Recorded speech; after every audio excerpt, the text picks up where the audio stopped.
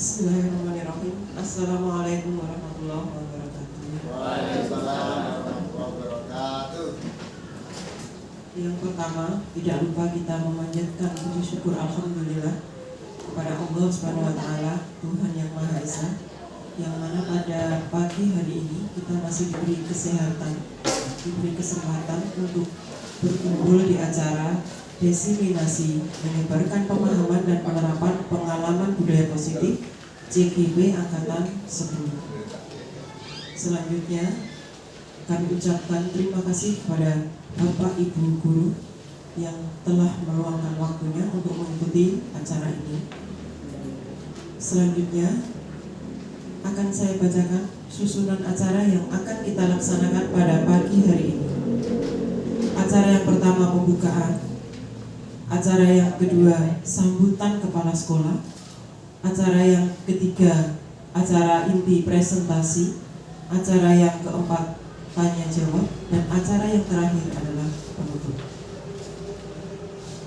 Untuk acara yang pertama pembukaan, marilah acara pada pagi hari ini kita buka dengan bacaan basmalah bersama-sama.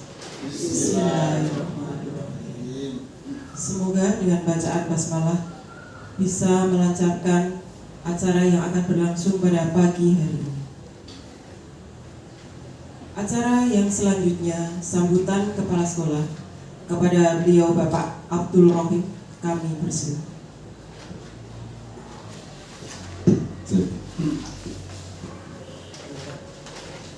Bismillahirrahmanirrahim. Assalamualaikum warahmatullahi wabarakatuh.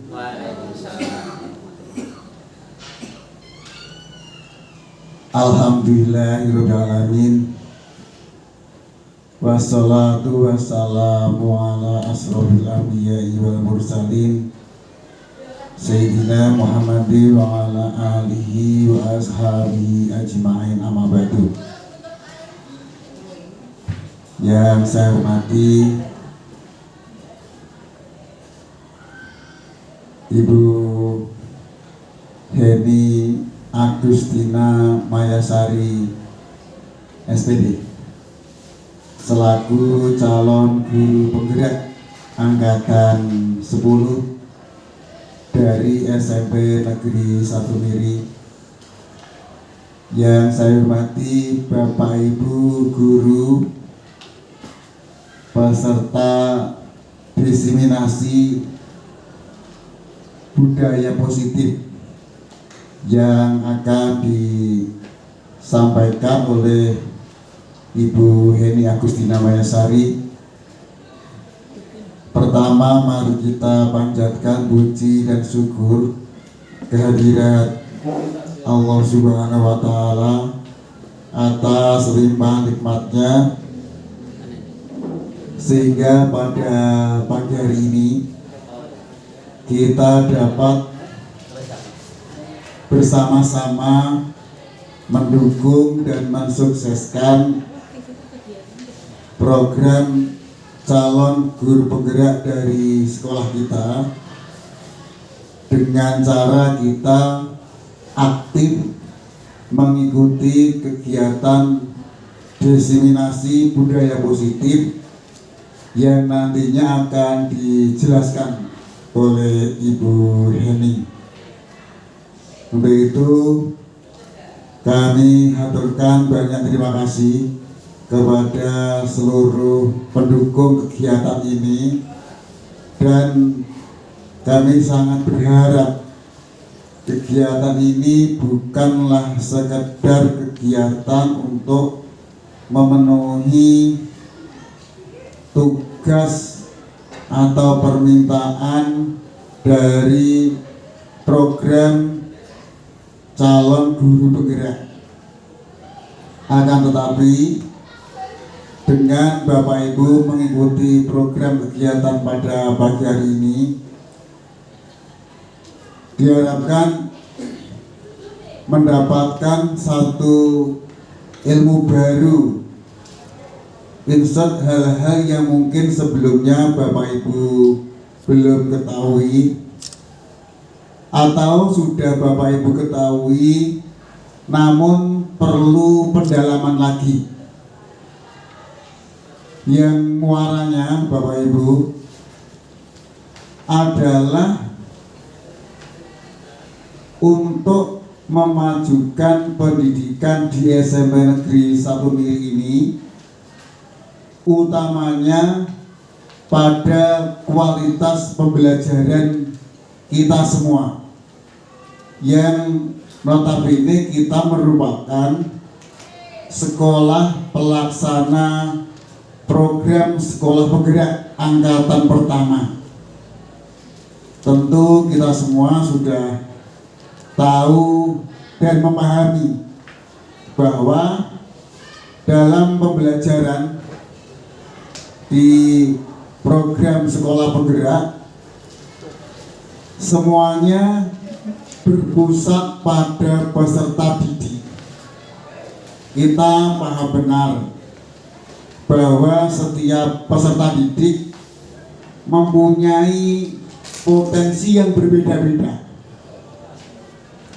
Tidak disamakan semua anak. Mereka memiliki kelebihan dan kekurangan masing-masing. Tugas kita Bapak Ibu Guru adalah mengoptimalkan potensi yang ada pada diri peserta didik tersebut. Jangan sampai ada istilah kita sebagai guru terhadap peserta didik mengajari bagaimana bebek berenang, mengajari bagaimana kera memanjat. Bebek tidak usah diajari berenang, dia sudah pandai berenang. Kera tidak usah diajari memanjat, dia sudah pandai memanjat. Namun yang kita laksanakan adalah bagaimana potensi yang ada pada diri peserta didik tersebut dapat kita optimalkan, kita maksimalkan, tidak disamaratakan. Nah, untuk itu, untuk dapat menuju ke sana, tentu kita perlu menerapkan budaya-budaya positif yang ada di sekolah kita. Kita optimalkan bagaimana agar peserta didik itu sadar terhadap kondisinya sendiri-sendiri, terhadap situasi yang ada, mesti sadar. Misalnya dia melakukan suatu tindakan gitu, pastilah setiap tindakan pasti ada alasannya, walaupun tindakan yang dilakukan itu merupakan tindakan yang tidak benar. Nah, untuk itu tugas kita Bapak Ibu menyadarkan bagaimana peserta didik tersebut sadar akan tindakannya, dan dia, Bapak Ibu membimbing kepada mereka untuk menemukan bagaimana solusi yang terbaik yang harus anak-anak itu lakukan. Kita tidak menekan atau memaksa kepada mereka untuk melakukan sesuatu, tetapi perlu untuk menyadarkan bahwa sesuatu yang dilakukan, misalnya itu sesuatu yang tidak benar, dia itu benar-benar tahu bahwa yang dilakukan itu tidak benar dan berupaya menjauhinya, dan menyadarkan bahwa suatu kebaikan itu benar-benar baik.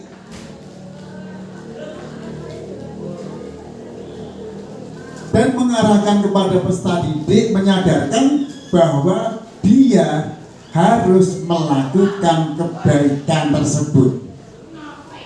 Banyak hal yang mesti disadarkan pada diri peserta didik kita tersebut. Mungkin Bapak Ibu ketika mengajar, mendidik, baik di kelas maupun di luar kelas, ada satu kesenjangan antara dasain dan daslon, antara kenyataan dan harapan. Apabila antara kenyataan dan harapan tersebut itu belum sinkron, masih ada kesenjangan, disitulah pasti ada permasalahan. Maka dari itu, bagaimana untuk mewujudkan harapan tersebut sesuai dengan kenyataannya? Kita sadarkan kepada mereka, kita tunjukkan kepada mereka bahwa yang sebenarnya itu demikian. Bahkan biar mereka menemukan sendiri apa yang harus mereka kerjakan, agar apa yang dia kerjakan itu sesuai dengan yang kita harapkan bersama.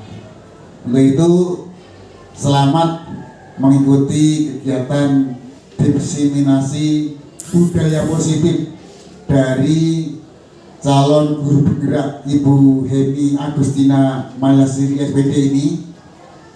Nanti tolong diikuti secara detail. Kalau ada yang belum jelas, barangkali bisa disaringkan. Kalau Bapak Ibu guru mempunyai pengalaman praktik baik yang hebat, barangkali bisa disaringkan di sini, sehingga nanti kita semua akan menemukan formulasi, strategi, teknik, cara agar budaya positif tersebut benar-benar membudaya di sekolah kita ini. Kurang lebihnya mohon maaf. Akhir kalam, wassalamualaikum warahmatullahi wabarakatuh.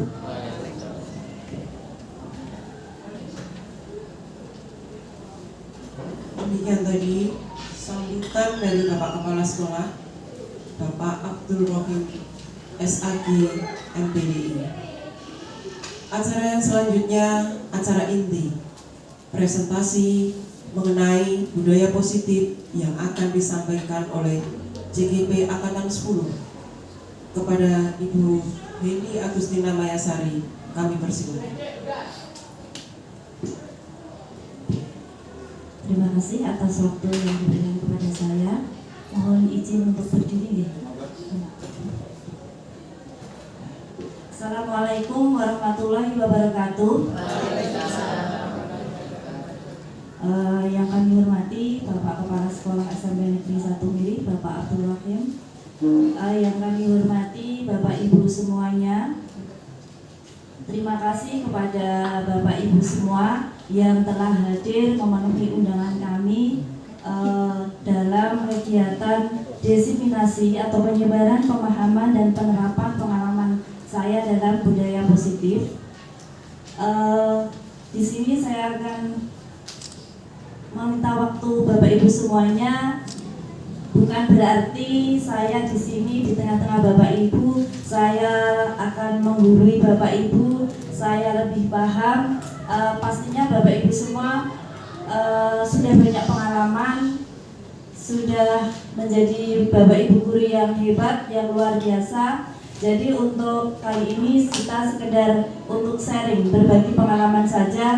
Mungkin nanti ada sedikit ilmu yang bisa kita terapkan untuk anak didik kita, seperti yang sudah disampaikan Bapak Kepala Sekolah tadi pagi lewat grup WA. Mungkin ada kebaikan, walaupun itu sedikit, yang bisa bermanfaat untuk anak didik kita. Baik Bapak Ibu, perkenalkan untuk fasilitator kami Bapak Zainal Abidin, kemudian untuk pengajar praktek kami Ibu Nur Hidayati. Sebelum saya mulai ke materi budaya positif, ampun tegang Bapak Ibu, kita santai ya, kita permainan dulu ya. Baik, untuk permainan kepalan tangan. Nah, bagaimana permainan kepalan tangan? Sebelum permainan, mohon untuk yel-yel dulu. Ini kalau saya bilang SMP 1 mili, luar biasa, gitu nggih? Luar biasa. Oke. SMP 1 mili? Luar biasa. SMP 1 mili? Luar biasa. Terima kasih Bapak Ibu, tepuk tangan untuk kita semuanya. Baik, untuk permainan kepalan tangan saya minta Bapak Ibu, Bapak atau Ibu guru boleh 2 orang. Monggo, mungkin Bu Sinta bisa berdiri ke depan. Sama Bu Eti.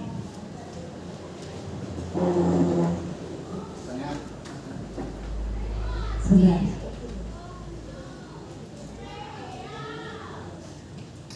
Di tengah saja, tidak apa-apa.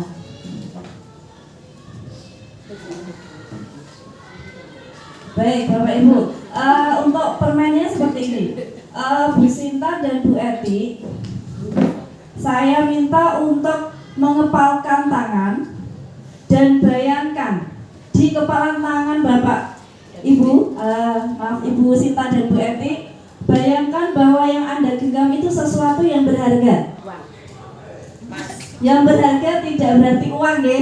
Nah, bayangkan sesuatu yang berharga bagi Bu Eti dan Bu Sinta. Atau mungkin Bu Eti yang berharga itu pasnya boleh. Ya. Terus tugas Bapak Ibu yang lain, silahkan merayu ataupun dengan cara apapun untuk meminta membuka tangan dari kedua ibu guru ini, untuk membuka kepalan tangannya.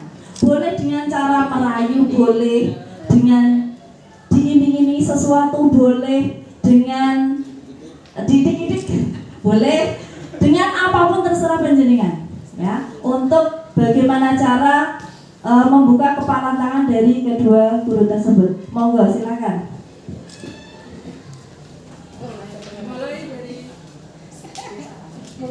Monggo Bu Sukma. Ini boleh dengan cara dipaksa, boleh Bu? Boleh, terserah panjenengan. Boleh dengan cara apapun. Coba saya paksa ya. Ya. Coba saya paksa Bu Sinta.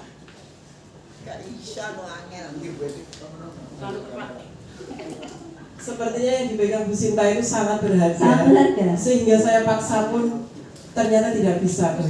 Mungkin dengan bentakan. Sepertinya juga tidak akan berhasil karena yang dipegang itu sangat berharga sekali. Bu Eti, coba Bu Eti, kalau Coba kalau sama boleh Bu nggak Eti, itu dibuka ini ya, sama Bu Sukma? Saya tukar dengan sesuatu. Ya, boleh, monggo. Bu Eti coba itu dibuka. Kalau boleh nanti tak jajan. Boleh. Ternyata dari kedua guru ini mereka itu memegang sesuatu yang sangat berharga sehingga mau dirayu mau dijajak pun beliau tidak berkenan melepaskan. Oke, terima kasih Bu Sukma. Mungkin yang lain, Bu Yanti, mungkin mau membujuk merayu. Bu Farah, enggak?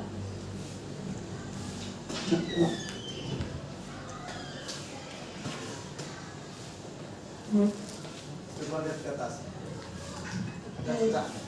Ini juga saya bingung ini merayunya gimana ini. Belum ada suatu. Pakai diksi. Boleh kita buka tangannya. Sebaiknya double. Di TO sudah habis berarti. Sendiri aja deh. Kalau Bu Sinta mau nggak sebaiknya double dibuka tangannya. Oh, sepertinya tidak bisa dirayu dari kedua guru ini, Bu. Oke, terima kasih. Kalau mungkin Bapak Kepala Sekolah ini dari atasan. Nah, dari atasan mungkin beda ya. Coba Bu Sinta dan Bu Eti, kamu kalian berdua ingin enggak gajinya naik?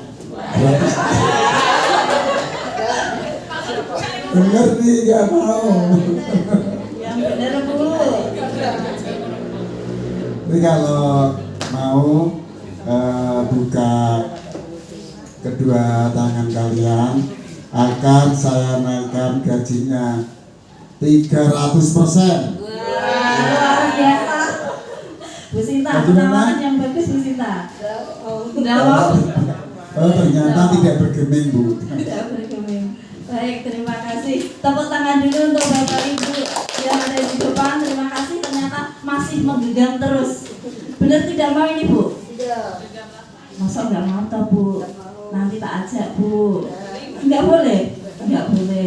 Oke, alasan Bu Sinta tidak membuka kepalan tangan apa? Ya karena sangat Ini nggak mau membuka. karena sangat berharga bagi saya. Baik, kalau Bu Eti tidak bisa dinilai dengan apapun.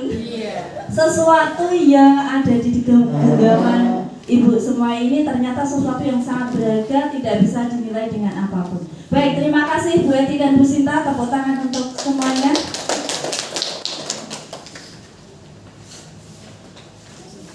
Baik, dari permainan tersebut ini bisa kita contohkan untuk kejadian di murid kita. Mungkin kita melihat murid yang sudah ibaratnya bandel nih, wah kayak sangel kayak seperti tadi Bu Farah itu sudah nggak bisa kayaknya Bu. Nah nggak bisa kayaknya Bu. Berarti apa? Harus ada usaha dulu, ya usaha dulu. Usahanya apa? Tadi ada yang dengan usaha merayu. Nah, dari atasan pun tidak mau membuka kepalan tangan. Artinya apa? Artinya dari sesuatu yang kita lakukan itu semua ada kontrol diri. Kontrol diri itu ada pada siapa? Ada yang menggenggam atau ada yang di orang yang kedua. Kira-kira yang mempunyai kontrol itu siapa Bapak Ibu? Yang menggenggam. Artinya diri kita itu mempunyai kontrol diri untuk berbuat sesuatu. Nah, pemegang kontrol adalah diri kita. Dalam kehidupan sehari-hari, hal ini berlaku. Kita memiliki kontrol atas apa yang kita pikirkan, kita rasakan dan lakukan. Kita dapat memilih untuk fokus pada hal-hal positif atau negatif. Kita dapat memilih untuk bersikap positif atau negatif. Kita dapat memilih bertindak yang baik atau yang buruk. Itu tergantung pada diri kita masing-masing. Ya, tergantung pada diri kita. Nah, kalau kita melakukan tindakan yang ke arah yang positif, nanti akan menjadi sebuah budaya positif. Apa itu kira-kira budaya positif? Dan pentingkah budaya positif itu? Mungkin Bapak Ibu semuanya punya pendapat. Apakah budaya positif itu dan apakah itu penting untuk khususnya sekolah kita? Monggo, mungkin ada pendapat? Pak Rahmat, monggo.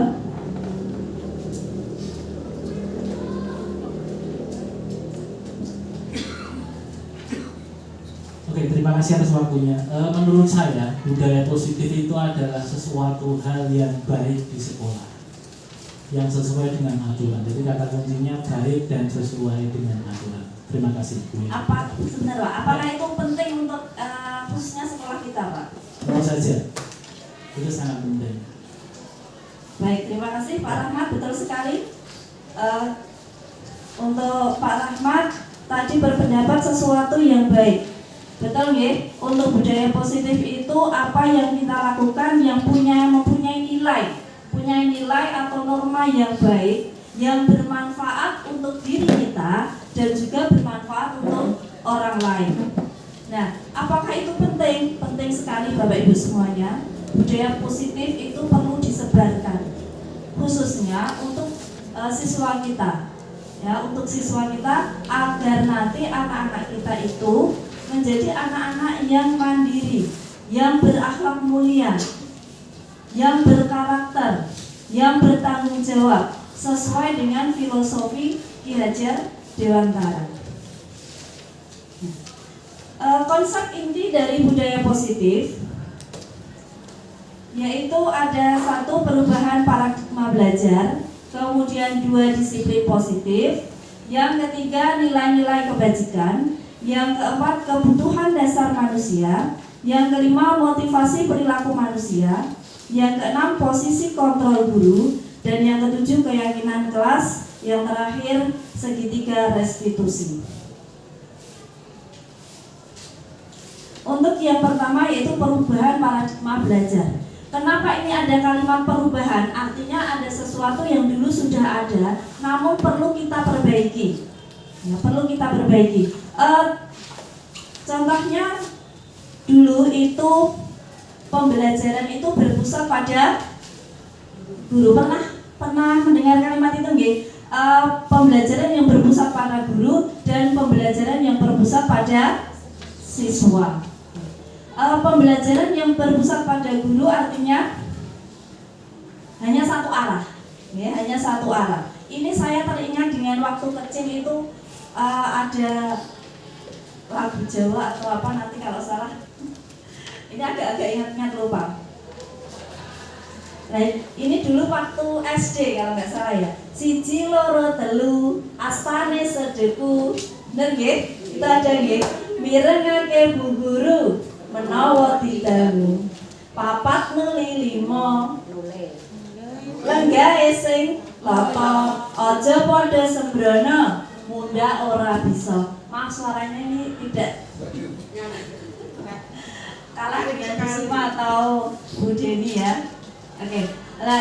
Dari kalimat dari lagu Jawa tersebut menggambarkan bahwa anak-anak dulu itu datang, duduk, kemudian dengan tenang mendengarkan guru sampai pembelajaran selesai. Guru mentransfer ilmu dengan satu arah, ya, memberikan catatan, memberikan ceramah. Nah, kalau sekarang kita ke pembelajaran yang berpusat pada siswa. Nah, pembelajaran yang berpusat pada siswa ini pembelajaran dengan paradigma baru. Merupakan pembelajaran yang dirancang berdasarkan prinsip pembelajaran berdiferensiasi, sehingga para peserta didik belajar terpenuhi sesuai dengan kebutuhannya, sesuai dengan perkembangan psikologis modernnya untuk mewujudkan profil pelajar Pancasila. Sudah panggil Bapak Ibu untuk profil pelajar Pancasila? Sampun nggih? Beriman dan bertakwa pada Tuhan Yang Esa dan berakhlak mulia, berkebinekaan global, gotong royong mandiri, kreatif dan bernalar kritis. Kelihatannya lagunya seperti itu, nggih? Coba Pak. Bersama. Oke. Bersama-sama nggih? Belajar Pancasila, beriman dan bertakwa pada Tuhan Yang Esa dan berakhlak mulia, berkebinekaan global, gotong royong mandiri, kreatif dan bernalar kritis. Tepuk tangan buat Bapak Ibu. Baru kali ini saya nyanyi di depan umum. Walaupun Paris jawaban nih Bapak Ibu. Oke. Untuk selanjutnya nih ada miskonsepsi tentang teori kontrol. Maksudnya miskonsepsi itu seperti apa? Ya tidak seperti yang kita bayangkan. Ya. Ilusi guru mengontrol murid. Kenapa itu menjadi ilusi? Contoh konkretnya seperti ini Bapak Ibu. Misalkan dalam kemarin kita mengawasi tes, kita menyuruh anak-anak untuk diam, untuk tidak menggunakan HP. Kita dengan cara mungkin dengan ancaman ya, awas oleh orang menang. Nah, diam, anak itu diam. Apakah itu benar-benar dilakukan terus-menerus? Anak-anak itu sadar bahwa dia harus tenang dalam mengerjakan tes. Ketika kita tidak mengingatkan atau ketika kita keluar kelas, nah anak-anak itu bisa jadi diulangi lagi. Berarti belum ada kesadaran diri. Kemudian ilusi bahwa semua penguatan positif, efektif, dan bermanfaat. Baik, ini dengan bujukan.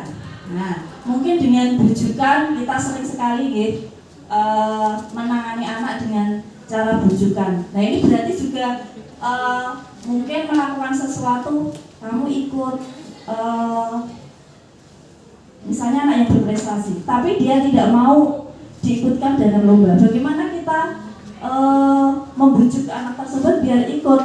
Nah, kalaupun ikut dengan terpaksa, kelihatannya ikut, tapi apakah? Nah, itu sudah ada kesadaran diri untuk mengikuti, untuk berkompetisi, itu belum tentu juga. Nah, kemudian ilusi bahwa kritik dan salah menguatkan karakter. Ini ya, membuat anak merasa bersalah, kemudian besok tidak diulangi, tapi tidak terpantau oleh bapak ibu.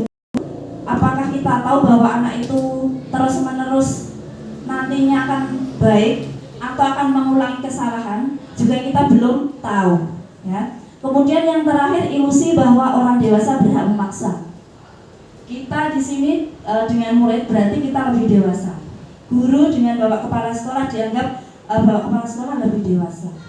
Nah, ketika kita melakukan sesuatu hal, nah, misalnya ini contoh konkret nih, kalau saya sendiri, bapak kepala sekolah pagi-pagi keliling. Nah, ketika bapak kepala sekolah tidak keliling, apakah kita juga akan melaksanakan tugas kita mengajar dengan baik? Nah, itu masih ada dalam diri saya. Masih ada pikiran, ada bapak kepala sekolah. Nah, murid juga seperti itu, ada bapak ibu guru, melayu. Nah, itu berarti belum ada kesadaran diri, ya. Motivasi intrinsiknya belum ada.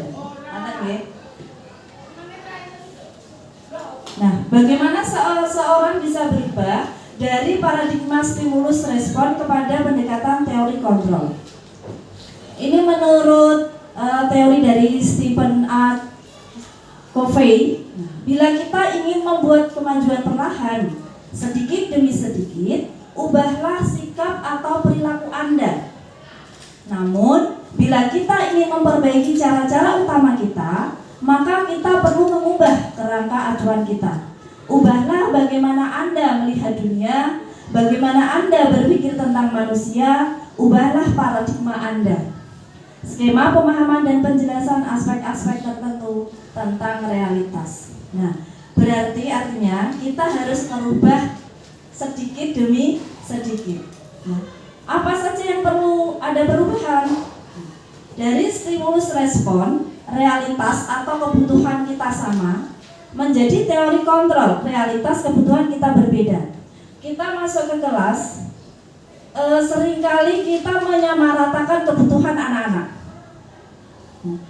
Ketika kita masuk kelas, kemudian menyapa anak-anak, ada yang terlihat lemes. Berarti ini berbeda dengan yang lain. Nah, mungkin, kita tanya, mungkin ada kebutuhan yang belum terpenuhi. Apa contohnya? Misalnya tadi belum sarapan. Nah, bisa jadi seperti itu. Jadi tidak sama. Kemudian semua orang melihat yang sama. Perubahannya, setiap orang memiliki gambaran yang berbeda-beda. Nah, setiap anak punya persepsi, punya gambaran yang berbeda-beda, maka kita juga harus memenuhi kebutuhan tersebut. Yang ketiga, kita mencoba mengubah orang agar berpandangan sama dengan kita. Diubah menjadi kita berusaha memahami pandangan orang lain tentang dunia. Nah, ini sering kali kayak kok ngono toh.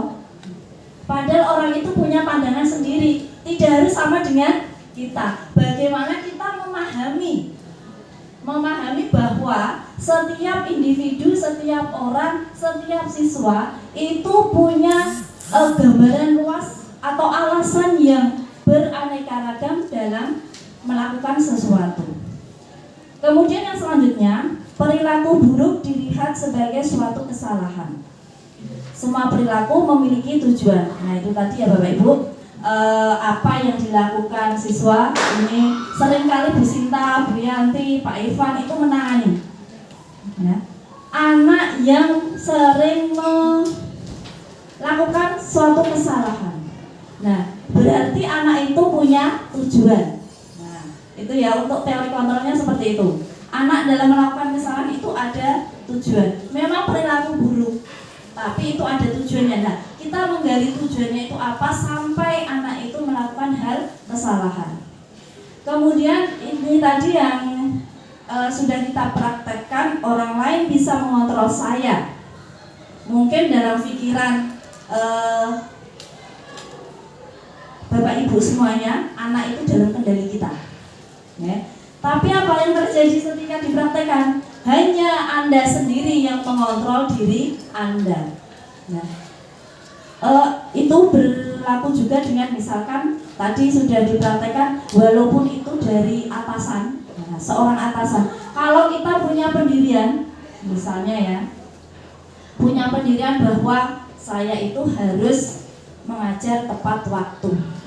Nah, itu suatu pendirian dari dalam diri seseorang, tidak bisa dipengaruhi oleh orang lain, tidak melihat apakah nanti saya dinilai baik atau ada siapa atau apapun dengan imbalan apa. Kalau itu sudah tertanam di diri kita, pasti kita melakukan dengan senang hati, gitu ya. Kemudian pemaksaan ada pada saat bujukan gagal.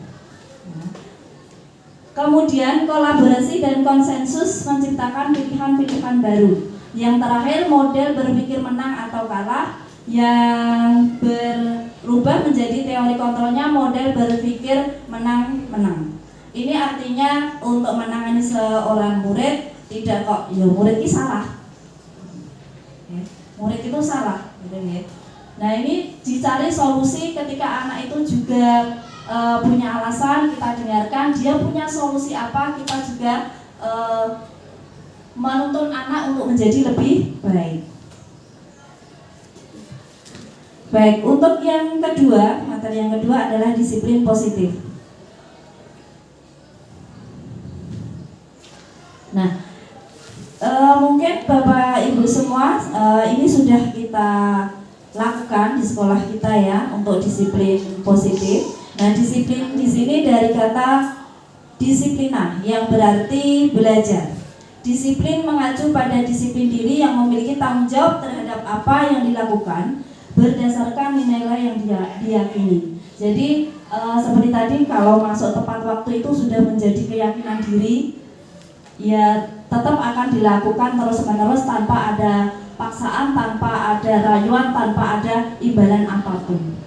Kemudian disiplin positif merupakan salah satu cara penerapan disiplin yang bertujuan untuk menumbuhkan kesadaran serta memberdayakan peserta didik tanpa imbalan atau reward, ancaman ataupun hukuman. Itu tadi ya, untuk menumbuhkannya kepada anak-anak. Seringkali kita juga, kalau saya sendiri masih dominan dengan adanya hukuman. Tapi dengan mempelajari ini mungkin kita nanti sedikit demi sedikit bisa merubahnya. Oke, sebagai pendidik tujuan kita adalah menciptakan peserta didik yang memiliki disiplin diri sehingga mereka berperilaku mengacu kepada nilai-nilai kebajikan universal dan memiliki motivasi intrinsik dalam perubahan perilaku ke arah yang lebih baik.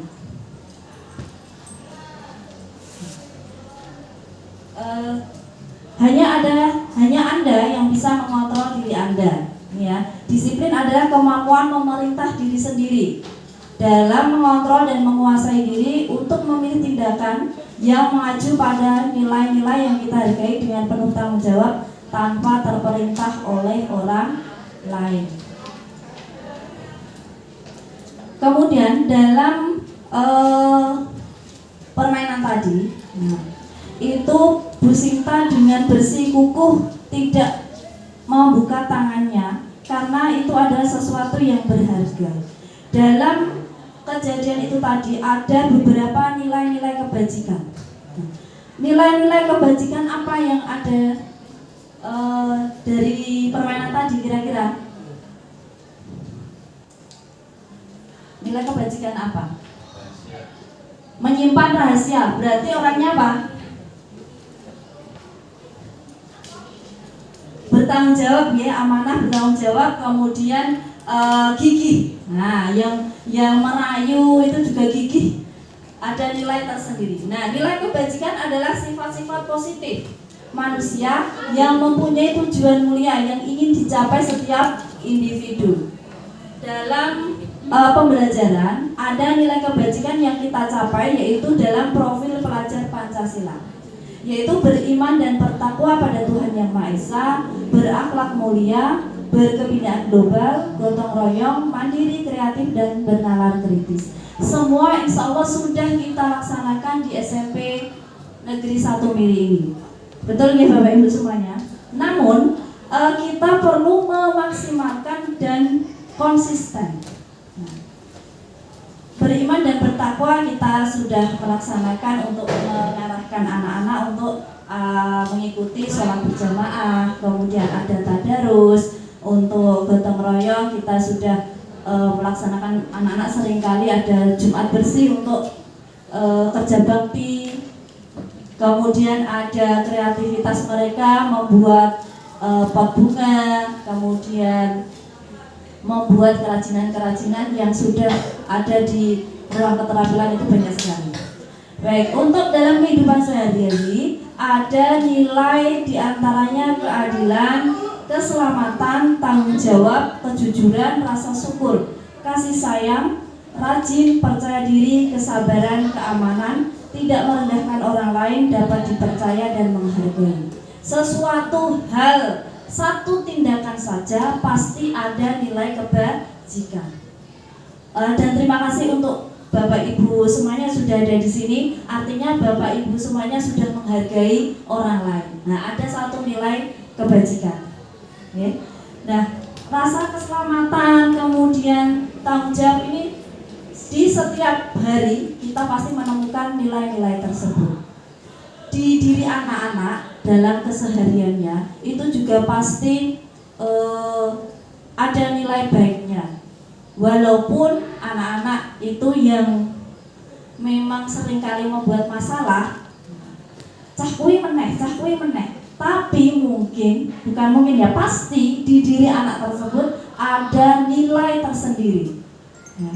Mungkin anak itu tidak bagus dalam akademik, tapi dia bagus dalam non akademik. Dia berprestasi di bidang olahraga. Nah, itu juga ada nilai tersendiri. Nah, kemudian untuk yang keempat, ini jadi lagi juga aja Ibu. Kelihatannya kok agak tegang ya. SMP 1 Miri. SMP 1 Miri. Tepuk tangan untuk semuanya. Baik, saya lanjutkan untuk yang keempat, yaitu kebutuhan dasar manusia. Kita butuh sesuatu atau tidak Bapak Ibu di sini? Butuh. Apa kira-kira yang dibutuhkan? Sesuatu. Apa saja sesuatu itu Bapak? Segala sesuatu kebutuhan yang dilakukan untuk mendapatkan apa yang kita inginkan. Seluruh tindakan yang kita lakukan memiliki tujuan tertentu, dan semua usaha terbaik yang kita lakukan adalah dalam rangka agar kebutuhan dasar kita terpenuhi dengan baik. Kebutuhan dasar kita adalah yang sesuatu tadi ya Bu. Ada 5 sesuatu ya, yang masuk dalam kebutuhan dasar manusia. Yang pertama adalah bertahan hidup. Kita butuh untuk bertahan hidup. Apa saja yang kita penuhi untuk bertahan hidup? Yang pertama, makanan, kemudian pakaian, tempat tinggal, keamanan, kesehatan. Nah, apakah dalam kebutuhan yang pertama ini anak-anak kita juga sudah terpenuhi semua? Apakah kita juga sudah sampai mengetahui secara detail? Misalnya anak tadi sudah saya contohkan, lemes, tidak bersemangat. Oh ternyata belum sarapan, berarti kebutuhan makannya belum terpenuhi. Kemudian ada anak yang seragamnya sudah tidak layak, tetapi belum bisa membeli. Nah itu berarti ada kebutuhan yang belum terpenuhi. Kemudian rasa kasih sayang dan rasa diterima. Rasa diterima juga mau ada di rasa peduli, kemudian berbagi, kerjasama, menjadi bagian dalam kelompok. Ini biasanya anak-anak itu dalam kegiatan kelompok ataupun diskusi. Adakah siswa yang mungkin Bapak Ibu ajar di kelas, adakah siswa yang ketika berkelompok itu ada satu siswa yang mungkin kadang terkucilkan? Ada nggak? Ada. Nah, kalau terkucilkan itu berarti ada teman yang mungkin kurang peduli, dia butuh perhatian, ya. Rasa diterima, ada yang mungkin itu karena anak-anak itu macam-macam alasannya karena tidak mau berkelompok, ya. Nah, bagaimana cara kita menangani hal tersebut? Nah, itu harus kita bagaimana cara anak itu bisa menyatu dalam satu kelompoknya. Nah, mungkin Bapak Ibu ini sering sekali di kelas dengan mungkin rayuan, dengan memberikan pemahaman seperti itu, ya Bapak Ibu. Oke. Untuk yang selanjutnya adalah penguasaan. Penguasaan ini meliputi harga diri, keinginan untuk dianggap, memimpin, berprestasi, diakui, didengar. Adakah siswa Bapak Ibu semua yang kelihatannya ingin jadi pemimpin, sering tampil? Nah, ini ya, berarti dia ingin dianggap, ingin jadi pemimpin. Ya tidak apa-apa, itu bagus-bagus saja, ya. Artinya ada penguasaan dalam diri anak tersebut. Kemudian ada kebutuhan untuk kebebasan, mandiri, memiliki pilihan, mencoba hal baru, mampu mengendalikan arah dirinya. Yang terakhir yaitu kesenangan. Kesenangan ini bermain, humor, antusiasme, tertawa. Bapak Ibu semua dalam mengajar mungkin perlu adanya tidak hanya mengajar, memberikan materi saja, tapi ternyata anak-anak itu butuh kesenangan. Mungkin dengan cara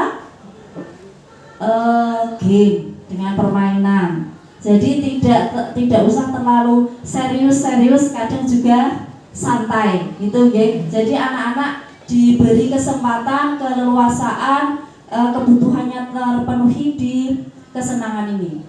Ya, ada tertawanya, ada antusiasnya. Mungkin itu yang kita lakukan dengan mengadakan game ataupun dengan yel-yel biar anak-anak itu semangat.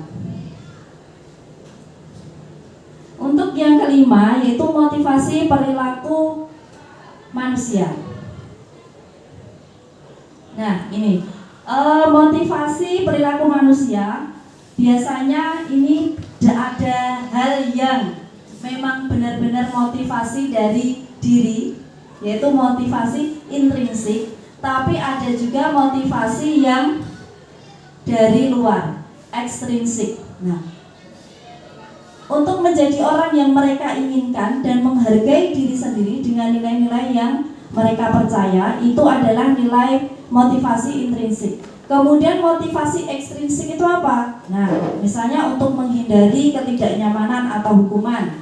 Kemudian untuk mendapatkan imbalan atau penghargaan dari orang lain. Ya, ketika kita mengajar, wes kok tak upai, saya ketahui nek kowe iki wong bener kabeh. Nah, misalnya, ya, itu artinya dia berusaha tapi karena adanya iming-iming, adanya imbalan. Dan itu bisa jadi tidak dilakukan besoknya lagi, mungkin besok sudah tidak belajar dengan rajin lagi. Nah, kemudian dengan adanya ketidaknyamanan atau hukuman, sesuk nek orang garap, tak kon garap ning isor gendera. Nah, ben ora ning isor gendera anak tersebut mengerjakan. Nah, berarti dia mengerjakan itu karena adanya hukuman. Belum ada kesadaran dari diri siswa. Nah, ini ada hukuman dan konsekuensi. Apa bedanya hukuman dan konsekuensi?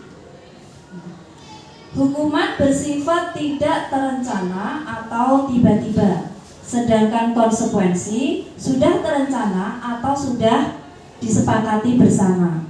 Nah, mungkin untuk yang sudah disepakati, anak-anak sudah paham ya apa yang seharusnya dilakukan dan tidak.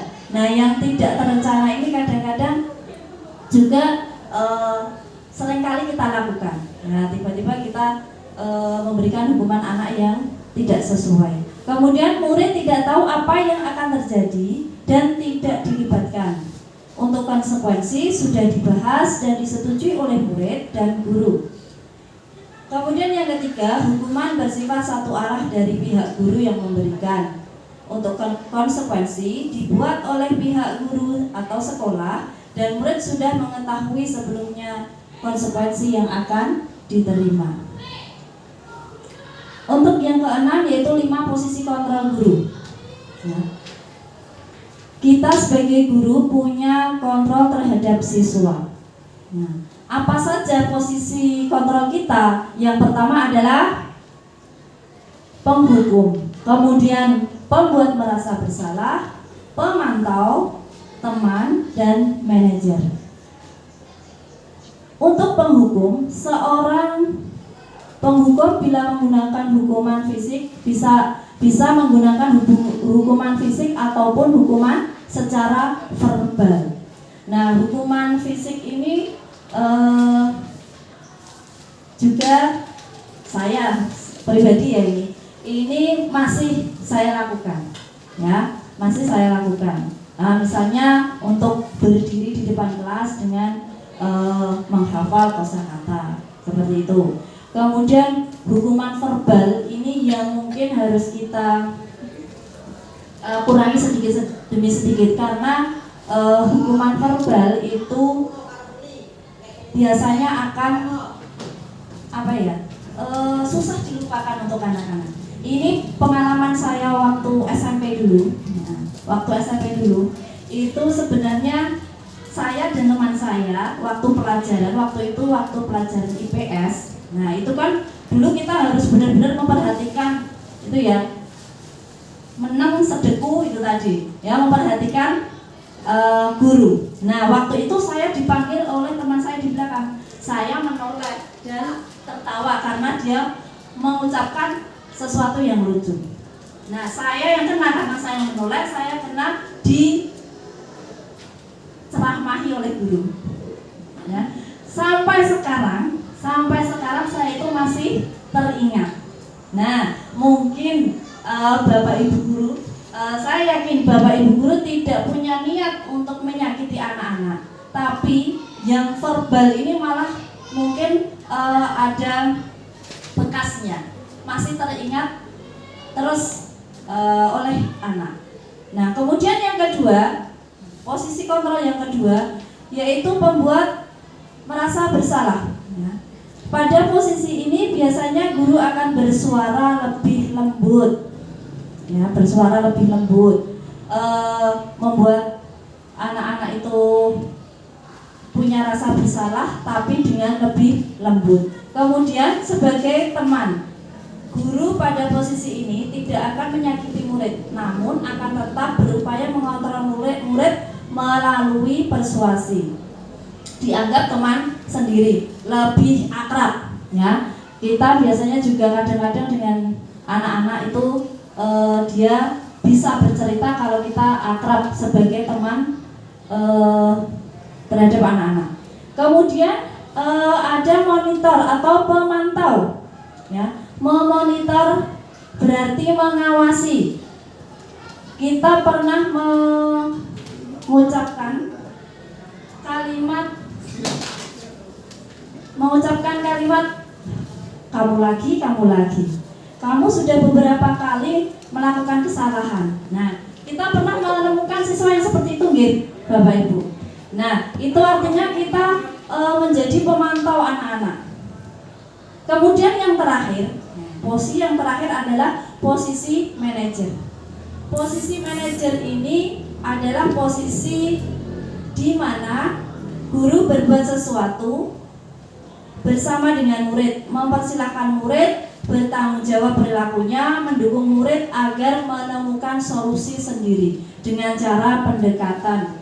Ya, anak-anak memberikan solusi terhadap apa yang sudah dilakukannya. Nah, kira-kira Bapak Ibu sudah menjadi posisi kontrol yang mana? Yang sering Bapak Ibu lakukan sebagai guru yang apa? Pembuka, pembuat merasa bersalah, pemantau, teman, atau manajer?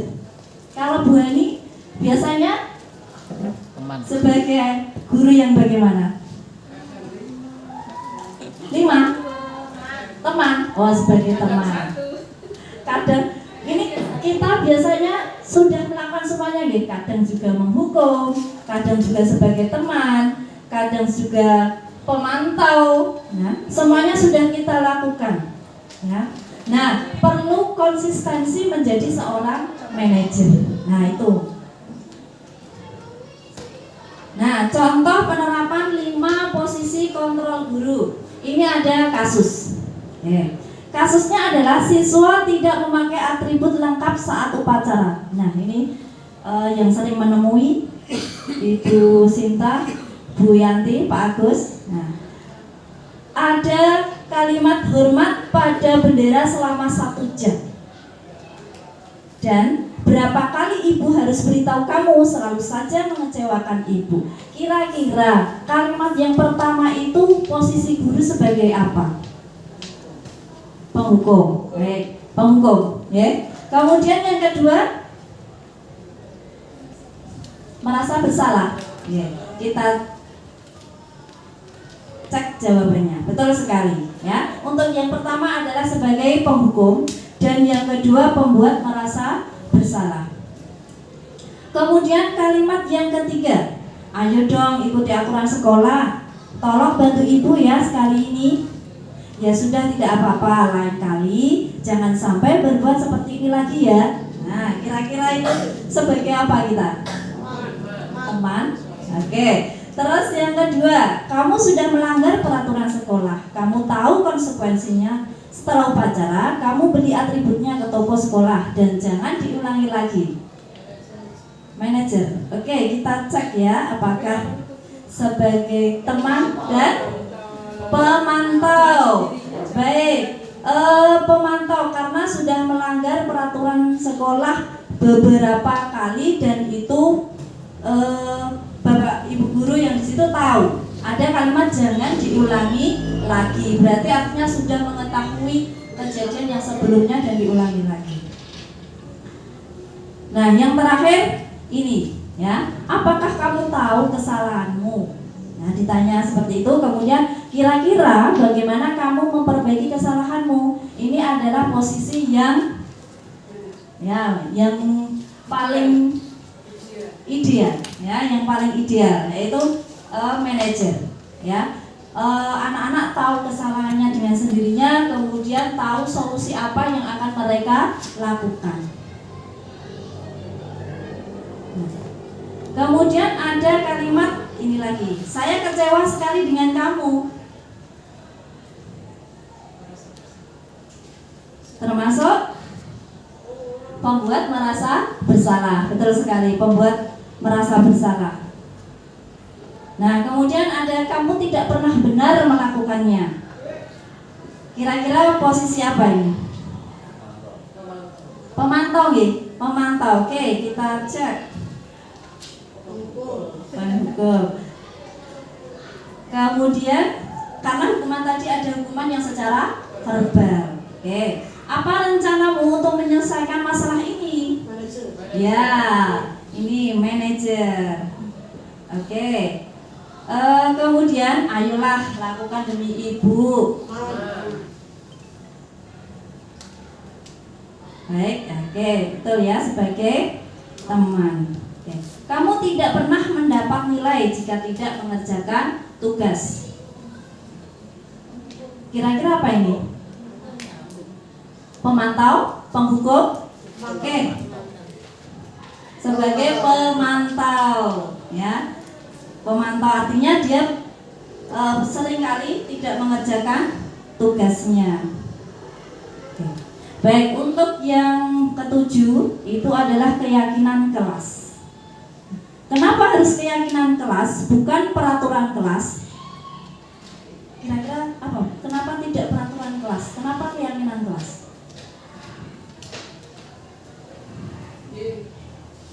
Ya, Bu Yanti? Peraturan itu kan sifatnya hukuman, seperti hukuman tadi ya, atau pemaksaan. Tapi kalau keyakinan itu kan berangkat dari nilai-nilai yang diyakini siswa itu dari dalam hati siswa. Iya, betul sekali, Bu. Terima kasih Bu Yanti untuk pendapatnya. Kenapa tidak peraturan kelas, keyakinan kelas? Contohnya seperti ini Bapak Ibu. Kalau kita memakai helm, itu untuk apa? Keamanan. Nah, keselamatan. Kalau itu keyakinan ya. Kalau itu peraturan, nah takut sama polisi. Nah itu ya, takut sama polisi. Itu pasti seperti itu. Kemudian kita kalau mengerjakan sholat, kita sholat 5 waktu. Entah itu kita percaya bahwa kita selalu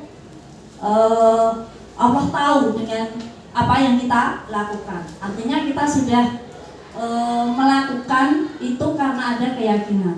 Tapi kalau tidak, nenek ngerti, sudah salat. Nah, atau sholatnya hanya untuk menggugurkan kewajiban saja. Nah, itu salah satu contoh untuk kenapa tidak peraturan. Oh ya, satu lagi contoh ketika kita kena COVID, kita selalu pakai masker. Kenapa harus pakai masker? Ya karena kita menjaga kesehatan, ya menjaga kesehatan. Tapi peraturannya, nah peraturan ya sebenarnya kita kayak arneng mau, tuku masker sih, benoran dicekel Pak Satpam biar bisa masuk. Nah seperti itu ya. Nah itu bedanya keyakinan dan peraturan. Oke, untuk keyakinannya ini seringkali kita sudah membuat keyakinan kelas yang bersifat abstrak, kemudian berupa pernyataan universal, dibuat dalam pernyataan positif, sedikit saja agar mudah diingat, kemudian sesuai dengan kondisi kelas dan sekolah, sehingga mudah diterapkan. Yang terakhir, semua warga sekolah atau warga kelas dilibatkan saat membuat keyakinan kelas. Nah, ini diantaranya proses untuk pembentukan keyakinan kelas yang sering ditempel di ruang kelas masing-masing.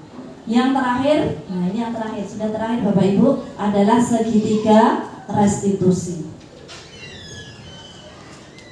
Suatu proses dialog, yaitu segitiga restitusi, suatu proses dialog yang dijalankan oleh guru agar dapat menghasilkan murid yang mandiri dan bertanggung jawab. Ada 3 langkah dalam segitiga restitusi. Yang pertama yaitu menstabilkan identitas, kemudian yang kedua validasi tindakan yang salah, kemudian yang ketiga menanyakan keyakinan. Nah, berdasarkan prinsip membuat kesalahan adalah bagian dari proses pembelajaran. Dalam menangani masalah, yang pertama adalah yang kita lakukan menstabilkan identitas. Kalimat apa saja yang biasanya kita harus kita ucapkan untuk menstabilkan identitas terhadap kesalahan anak-anak? Yang pertama bisa dengan kalimat berbuat salah itu wajar, biasa, ya. Tidak ada manusia yang sempurna. Jadi anak-anak itu kemudian agak mereda, gitu ya. Ibu bapak pernah melakukan hal seperti itu juga. Bapak ibu tidak mau mencari siapa yang salah, tapi bapak ibu ingin mencari solusi dari permasalahan ini. Kamu berhak merasa begitu. Nah itu kalimat saat menstabilkan identitas. Kemudian saat validasi tindakan yang salah, kita bisa menggunakan kalimat kamu pasti punya alasan mengapa melakukan hal itu. Ini langkah yang kedua nih Bapak Ibu. Padahal kamu bisa melakukan yang lebih buruk dari ini. Misalkan anak-anak yang berantem dengan temannya, masih dalam taraf mencubit atau membentak. Nah, dengan kalimat kamu bisa saja melakukan hal yang lebih dari itu, mungkin mendorongnya, mungkin menendangnya. Nah, itu diilusikan seperti itu. Kemudian kamu patut bangga karena telah melindungi sesuatu yang penting buatmu. Yang terakhir, kamu melakukannya karena mempertahankan sesuatu yang penting bagimu. Dan yang terakhir adalah menanyakan keyakinan. Berdasarkan prinsip teori kontrol bahwa pada dasarnya kita termotivasi secara intrinsik, ya, sehingga dengan dua tahapan tadi muncul motivasi intrinsik, motivasi dalam diri siswa tersebut. Dengan kita menanyakan apa keyakinan kelas kita, kemudian nilai apa yang telah disepakati bersama, seperti apa gambaran sebuah kelas yang ideal menurut kamu. Yang terakhir, kamu ingin menjadi orang yang seperti apa. Nah, ini anak-anak nanti akan memunculkan solusi bagi dirinya sendiri. Nah, ini adalah contoh ketika penerapan restitusi.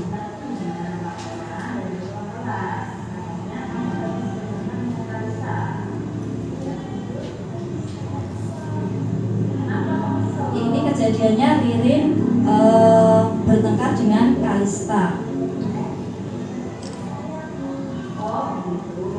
Ya, wajar kalau kamu mau besar, kamu mana, ya ini tidak dari posisi kamu, kamu sudah lalu apa yang kamu lakukan dengan Kalista?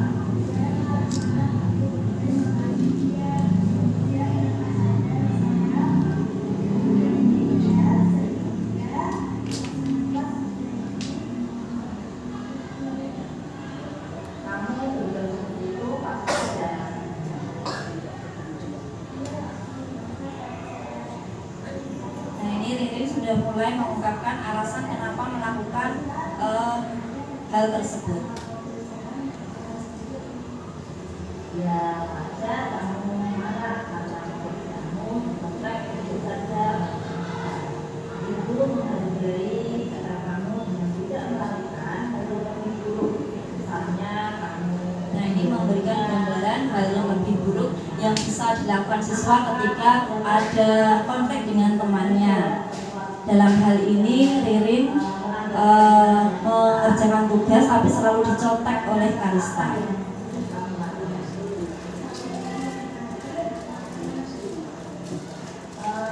Kamu menggunakan angka tengah itu penting atau tidak? Kalau kamu penting, keyakinan apa yang akan kamu lakukan? Ini sudah segitiga restitusi tahapan yang terakhir, menanyakan keyakinan. Permasalahan ini, terus apa yang kamu lakukan untuk memperbaiki masalah ini?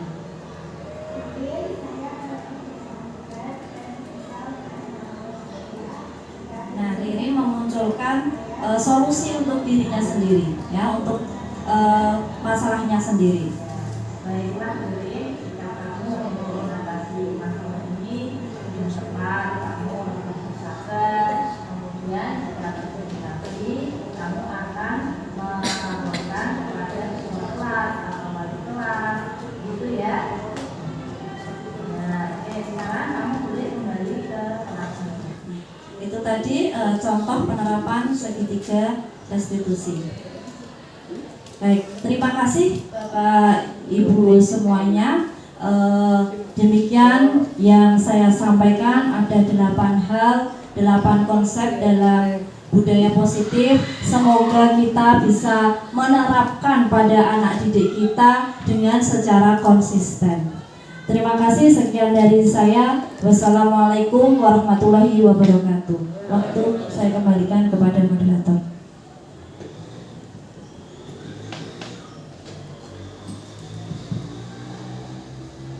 Demikian tadi pemaparan materi tentang budaya positif yang telah disampaikan oleh beliau Ibu Heni Agustina Mayasari yang sangat luar biasa. Acara yang selanjutnya tanya jawab. Kami persilahkan kepada hadirin yang ingin menyampaikan pertanyaan saran ataupun kritik tentang materi yang telah disampaikan oleh Ibu Heni Agustina Mayasari. Waktu kami persilakan untuk hadir. Silakan Bu Heni.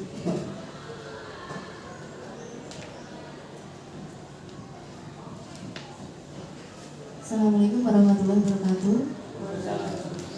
Terima kasih pemaparan mengenai budaya positif dari Ibu Heni, CGP Angkatan 10. Saya ingin bertanya, tapi di sini ada sedikit pendahuluannya. Jadi gini, salah satu permasalahan yang ada di SMP Negeri 1 Miri itu adalah tentang kehadiran siswa. Nah, di beberapa kasus tercatat jumlah alfa siswa itu lebih dari 20 kali. Ada yang bisa sampai 30. Nah, salah satu langkah yang sudah ditempuh itu adalah melakukan visit yang dilakukan oleh guru BK dengan wali kelas. Tetapi langkah tersebut belum memiliki dampak maksimal. Buktinya setiap kali ada rapat tentang membahas tentang siswa itu pasti ada saja siswa yang alfanya itu lebih dari 20 kali. Pertanyaan saya, bagaimana pendapat Ibu untuk mengatasi permasalahan tersebut dengan menerapkan budaya positif yang Ibu sampaikan tadi? Kemudian tindakan konkret apa yang akan Ibu lakukan? Karena di sini Ibu juga sebagai guru di SMP Negeri 1 Miri, tindakan apa yang akan Ibu lakukan untuk mengatasi permasalahan tersebut? Apakah Ibu sudah pernah menemuinya di kelas yang Ibu ajar?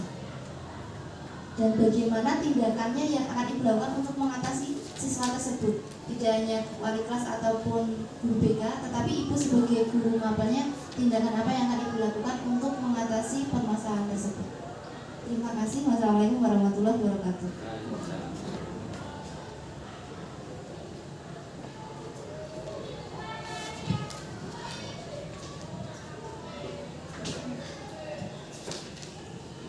Silakan untuk Pak Abdul.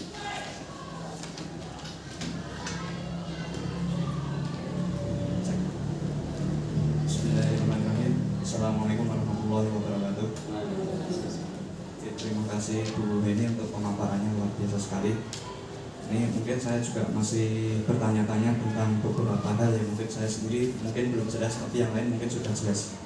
Yang pertama itu adalah batas toleransi untuk siswa yang seperti tadi. Jadi kayak yang tadi kan pelanggaran tadi itu batas toleransi yang seperti apa yang bisa dipakai untuk segitiga tersebut, segitiga restitusi tersebut. Kemudian untuk yang pertanyaan yang kedua, ketika kita sudah melakukan segitiga restitusi tersebut dan ternyata siswanya itu mengulangi lagi, itu apakah nanti ke segitiga restitusi lagi atau ada tahapan restitusi yang selanjutnya? Mungkin seperti itu Bu Eni. Oke, sekian. Assalamualaikum warahmatullahi wabarakatuh.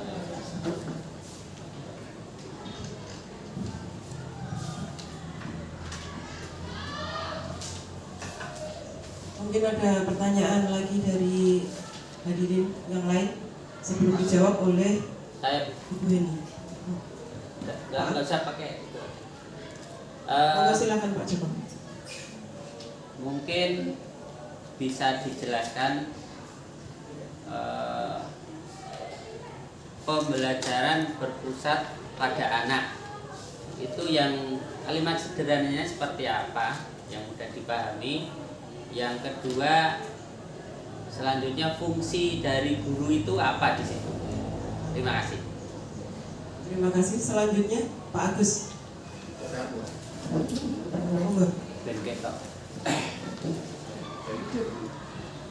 Dan Assalamualaikum warahmatullahi wabarakatuh. Sebelumnya saya ucapkan terima kasih atas pemaparan dari moderator yang telah menyampaikan kaitannya dengan budaya positif. Tentunya ini nanti dapat menjadi pengalaman saya secara pribadi bagaimana yang terpenting peran saya nanti untuk bisa melakukan sesuatu terhadap lingkungan kerja kita. Begitu juga sebagai pengalaman saya nanti, saya selaku kesiswaan bisa menangani anak didik kita. Pertanyaannya apa yang perlu saya sampaikan sama seperti tadi yang disampaikan oleh Bu Eti, kaitannya dengan hal-hal yang real yang kita hadapi, yang sampai sekarang itu sulit sekali pemecahannya. Kaitannya dengan tadi, kalau nggak salah saya dengar, kaitannya dengan studi kasus pada anak didik kita. Untuk lebih jelasnya saya umpamakan begini. Ada anak namanya Agus. Anak tersebut tidak masuk beberapa kali. Tentunya kita mengambil tindakan setelah masuk, kita ajak yang namanya budaya positif pendekatan. Ada masalah apa begitu. Tentunya kita memberikan sesuatu permasalahan tersebut, apa atau permasalahan nggak masuk, tentunya kita nek ngono yang kebutuhannya apa yang menjadi permasalahan sehingga anak tersebut nanti dapat masuk. Ternyata anak tersebut juga sama, meskipun kita sudah melakukan pendekatan, tapi anak tersebut ternyata juga nggak masuk lagi. Kemudian kita mengambil langkah bervisit, baik itu dilakukan oleh wali kelas bersama BP biasanya. Kita ke sana. Terus kita konsultasi dengan orang tuanya. Nggih pripun jano nggih pun kula kandhani niku nggih anak tersebut juga enggak mau masuk. Setelah visit, anak tersebut masuk lagi. Dan di sekolah dengan posisi masuk mungkin rambutnya tidak sesuai dengan ketentuan peraturan yang ada. Kita tegur, jenenge sekolah ki ya koyok anak sekolah. Akhirnya nggak masuk lagi. Masalah ini kan mengimbas apabila itu kita tidak dinasihati, nanti apa anak tersebut kita biarkan masuk dengan kondisi yang seperti itu, karena dia mengancam juga, nek ngono aku tak metu wae. Ini hanya kasus dengan model seperti ini. Bahkan di lingkungan kita lebih mungkin yang lebih jelek lagi masih banyak. Mengakibatkan anak tersebut juga tidak masuk lagi. Sehingga bagaimana dengan pendekatan ini supaya anak tersebut itu nanti bisa sesuai yang kita harapkan, bisa masuk dan lain sebagainya. Karena pendekatan-pendekatan ini sudah kita laksanakan secara maksimal. Kaitannya dengan itu, dengan apa yang ditanyakan Mbak Eti tadi, kita mempunyai kesepakatan. Nek mlebu ki prosentasi masuknya harus 80% dan lain sebagainya. Ternyata dengan anak tersebut nanti setelah tes kenaikan kelas, posisi kita menjadi sulit. Padahal yang namanya kesepakatan itu adalah suatu aturan yang harus kita taati bersama.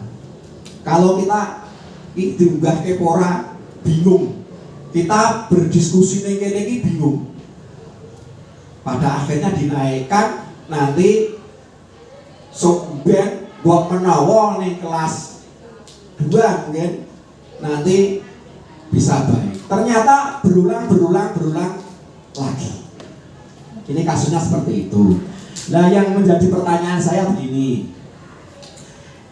bagaimanakah cara mengukur budaya positif secara objektif dan sejauh mana, sampai kapan kita menangani dengan budaya positif tersebut? Itu, terima kasih. Wassalamualaikum warahmatullahi wabarakatuh.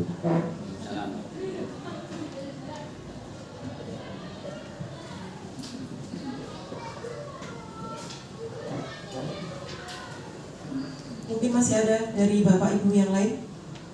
Sisa. Silakan Ibu Sriana.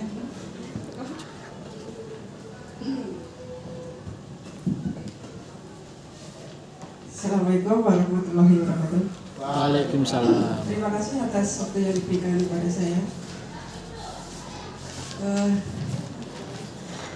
Di sini saya nggak akan menambahi pertanyaan, Bu.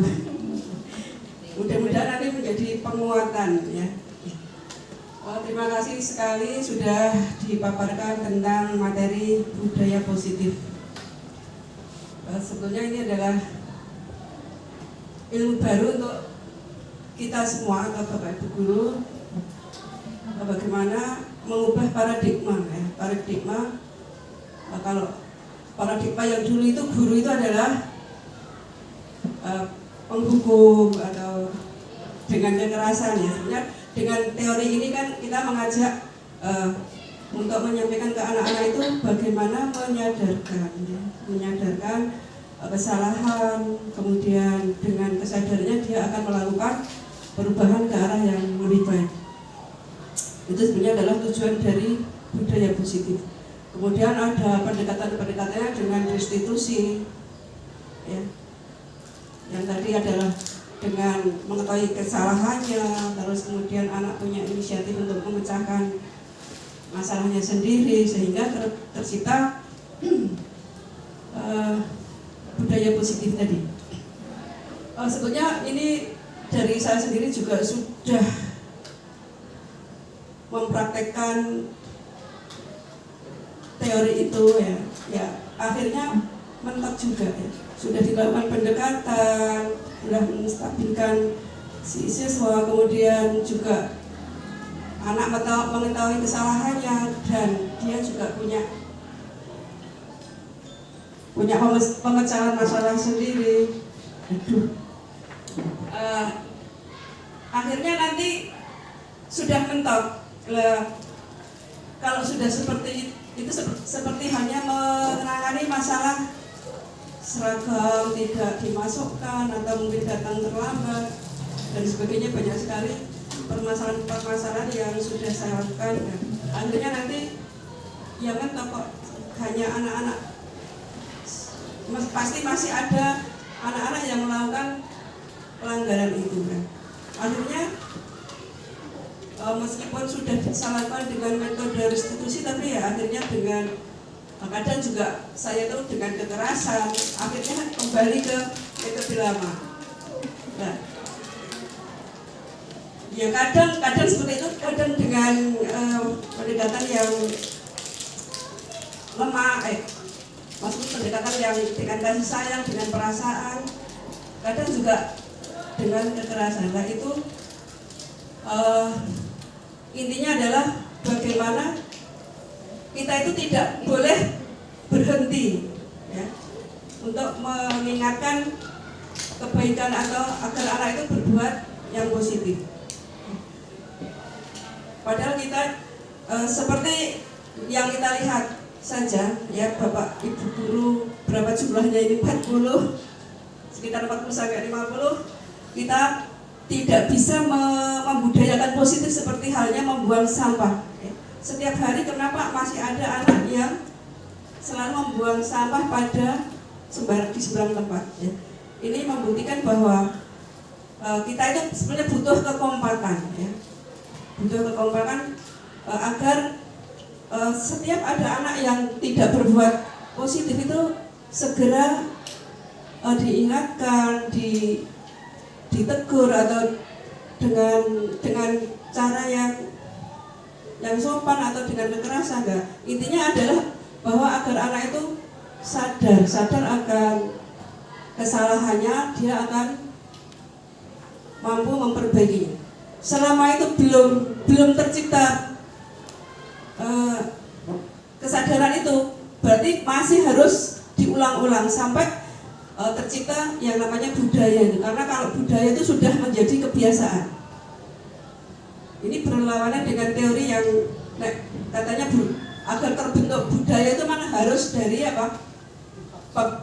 Dipaksa dulu, akhirnya terpaksa, kemudian biasa dan akhirnya budaya.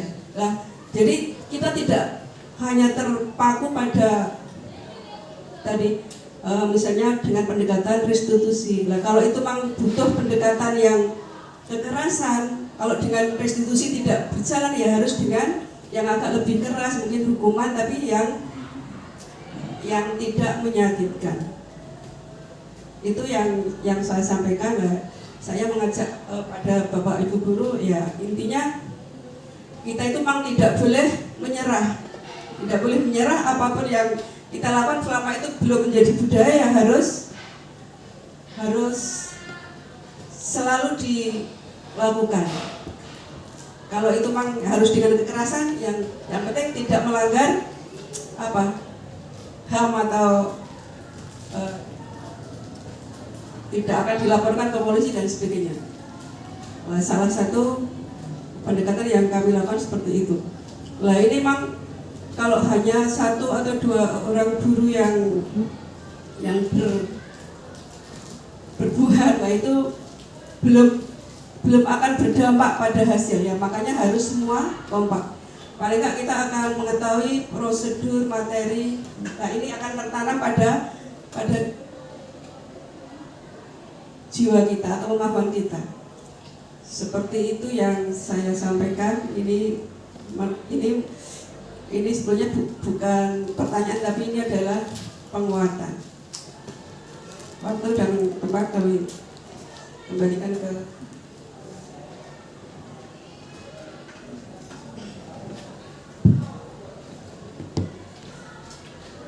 Sudah ada beberapa pertanyaan yang luar biasa Bu Eni dari hadirin. Nampaknya hadirin sangat bersemangat sekali sehingga mereka bertubi-tubi memberikan pertanyaannya. Untuk selanjutnya waktu kami haturkan kembali kepada Ibu untuk menjawab, setidaknya bisa memberi pencerahan kepada kami yang notabene butuh sekali untuk mendapatkan jawaban yang bisa membantu kita untuk menerapkan apa yang sudah panjenengan paparkan tadi. Waktu kami persilakan. Baik, terima kasih atas waktu yang diberikan kepada saya untuk menjawab beberapa pertanyaan dari Bapak Ibu semuanya. Yang pertama dari Ibu Eti, kemudian dari Pak Abu, ada dari Pak Joko dan dari Pak Agus. Untuk pertanyaan dari Ibu Eti, Pak Abu dan Pak Agus, ini pertanyaan kedua itu hampir sama, ya, hampir sama. Dan ini sudah ada penguatan dari Bu Yanti, ya, dari Bu Sriyanti sudah ada penguatan bahwa ketika kita menemukan siswa yang berulang kali melakukan kesalahan dan kita sudah berusaha berulang kali juga melakukan restitusi, ya, restitusi yaitu sudah dengan cara menstabilkan identitas, kemudian ada validasi tindakan dan menanyakan keyakinan, itu sudah kita lakukan. Apakah ada, kalau Pak Abu tadi, apakah ada segitiga restitusi selanjutnya? Nah, Bu Yanti tadi sudah menyampaikan tidak ada batasan. Jadi itu harus berulang kali dilakukan agar kesadaran itu muncul, sampai kesadaran itu muncul. Artinya apa? Dalam penanganan anak, ini pertanyaan langsung saya jadikan satu karena mengingat waktu, untuk Bu Eti tadi ada kasus yang tidak masuk, ya, alfa itu banyak sekali. Nah, ini bagaimana kok penanganannya secara konkret, gitu. Apakah kita sudah melakukannya secara konsisten dalam pendekatan terhadap anak? Apakah kita sudah kerjasama dengan orang tua? Dan apakah kita sudah mengetahui latar belakang anak, alasan anak mengapa tidak masuk? Nah, ini perlu kerjasama antara guru mata pelajaran, ya, yang seringkali kalau wali kelas tidak setiap hari, kalau guru mapel, apakah mapel tertentu saja tidak masuk? Nah, itu perlu kita ketahui. Apakah ketika ada Bu siapa, itu harus kita lihat alasan apa sehingga anak itu tidak masuk? Apakah ada latar belakang dari keluarga yang tidak memperhatikan? ya, taunya masuk ternyata tidak sampai ke sekolah dan orang tua tidak tahu. Nah, itu bisa berulang kali. Mungkin ada masalah dalam keluarga. Karena kemarin saya juga menemukan anak yang tiba-tiba nangis di kelas. Nah, anak itu tidak mau menjawab sama sekali. Kenapa tiba-tiba menangis di kelas? Sampai satu kelas itu juga bingung. Ternyata setelah saya ajak keluar, kemudian saya berdiskusi dengan anak tersebut, ternyata ada masalah keluarga yang menurut saya anak SMP kelas 7 sudah punya masalah keluarga yang luar biasa. Dan waktu itu dia mendapat kabar kalau orang tuanya mau bercerai. Nah, itu kasus yang luar biasa sehingga anak tersebut nangis seketika waktu itu. Nah, dengan pendekatan, itu kan berarti ada masalah dari keluarga. Artinya Bu Sriyanti tadi sudah menerangkan butuh kekompakan dari guru mata pelajaran, kemudian dari wali kelas, kemudian dari BK, dari seluruh warga sekolah untuk mengetahui apa yang sebenarnya terjadi, kenapa anak tersebut tidak masuk, kenapa anak tersebut melakukan kesalahan dan sebagainya. Jadi untuk yang kedua langsung saja untuk batasan ya Pak Adit, untuk batasan toleransi sebenarnya tidak ada iki kudu iki orang ditakoni wae, iki segitiga restitusi. Ketika kita melihat tidak sesuai dengan keyakinan, ya kita harus melakukan penanganan terhadap siswa kita, begitu. Kemudian untuk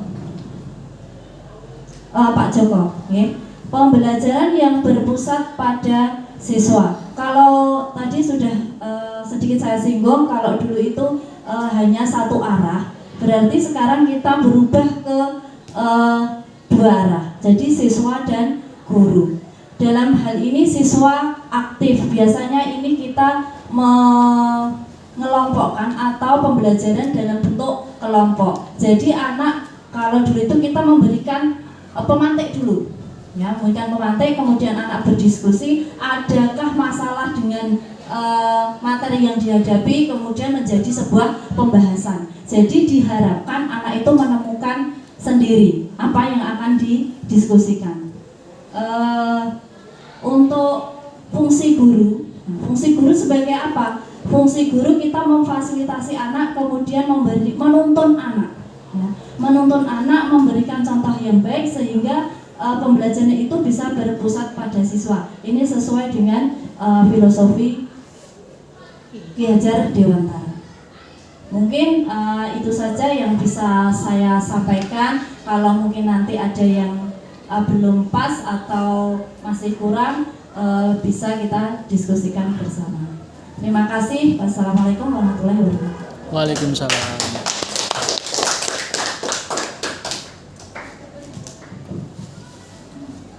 Pencerahan yang sangat luar biasa Bapak Ibu Guru yang bisa menjawab dari pertanyaan beberapa hadirin yang sudah menyampaikan beberapa hal yang lebih ingin diketahui. Tepuk tangan sekali lagi untuk kita semua. Demikian tadi acara demi acara sudah kita laksanakan. Alhamdulillah berjalan dengan sangat lancar. Terima kasih untuk hadirin semua. Sedikit ingin saya sampaikan ringkasan dari acara pada hari ini, bahwa dalam penerapan program disiplin positif hendaknya guru memiliki standar kepribadian, profesional, dan sosial yang baik, di mana guru mampu merefleksi dirinya dalam posisi kontrol saat ini, bagaimana perjalanan dirinya sebagai among atau manajer yang menuntun muridnya menjadi insan yang mandiri, merdeka, dan bertanggung jawab sesuai dengan standar pendidikan nasional. Luar biasa Bapak Ibu. Sekali lagi tepuk tangan untuk kita semua. Pantun. Mohon maaf untuk membuat pantun, saya kurang ahli. Akhirnya kita sudah sampai di acara penutup. Marilah acara pada hari ini kita tutup dengan bacaan Alhamdulillahirabbil alamin. Saya sebagai moderator mungkin ada salah kata atau sikap yang kurang berkenan di hadirin semuanya. Saya mohon maaf yang sebesar-besarnya. Billahi taufiq wal hidayah. Assalamualaikum warahmatullahi wabarakatuh. Waalaikumsalam warahmatullahi wabarakatuh.